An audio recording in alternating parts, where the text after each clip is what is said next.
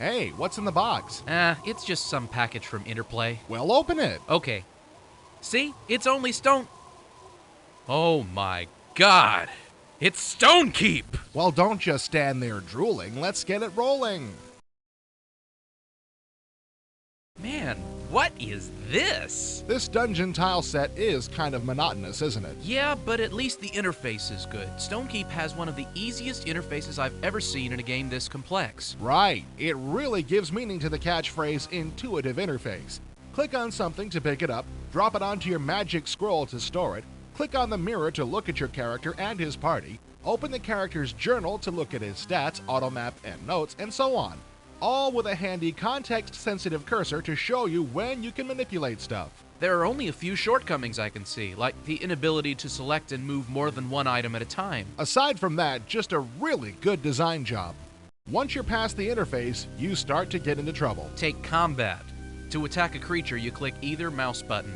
Pressing the left mouse button swings or fires the weapon in your left hand, and the right mouse button the weapon in your right.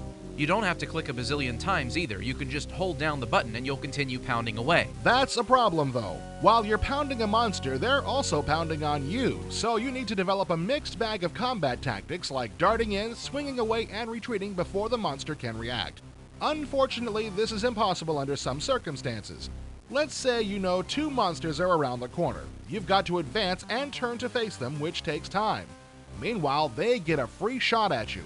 It would be a lot easier if you had the ability to sidestep. Say what? You can't do the electric slide? Come on! You're pulling my leg, right? Here's another what if. Let's say you're looking through a doorway at a bunch of snakes. Dude, close that door. They'll get out and kill you. No, they don't, because monsters don't pass through doorways. Don't! I discovered after some experimentation that these particular snakes died with a single thrown arrow. Aren't arrows supposed to be fired from a bow? I thought this game was designed to be realistic. Chill out a minute, will you? Anyway, I killed the snake in the center, but couldn't hit either of the snakes on the side because my shot was blocked by the doorway. You could move a little to the left or right and shoot through the door at an angle. Yeah, I could, and you could. But all Drake, our intrepid hero, can do is stand in the center of the map square like a moron and miss. Okay, so that won't work. Why don't you use that dart in, attack, and back up tactic we already talked about? I would, except that the door automatically closes behind you and you can't back through a closed door. So you've got to turn 180 degrees, open the door, and run for it. Unfortunately, a single hit by a single snake in this room can do more than 100 points of damage.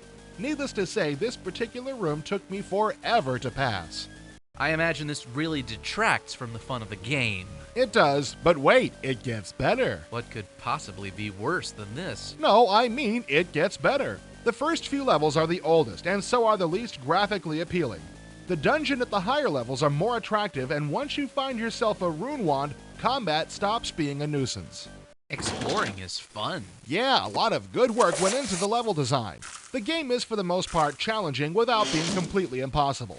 The puzzles could have been quite a bit harder in my opinion, but other than that, the game is well balanced. And let's not overlook the sound effects. Interplay has created literally hundreds of sound effects for this game. Beware the Kevin.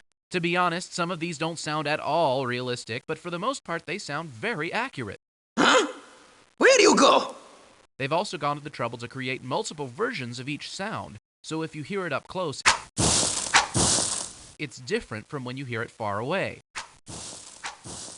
If there are more than one person in your party, for instance, you hear more than one set of footsteps when you walk. Now that's attention to detail. Want to know what Stonekeep has that only the best games have had? Do tell. The gotta. The whata? The gotta. As in, I gotta get to the next level before I stop playing, or I gotta solve this puzzle even though it's already 4:30 and I have to go to work in 3 hours. The third map was sheer hell for reasons already enumerated. But once I got to the sewers, something clicked in and I did not want to stop playing it.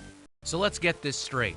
The game is a little tedious at first, and some of the limitations on what your character can do are irritating.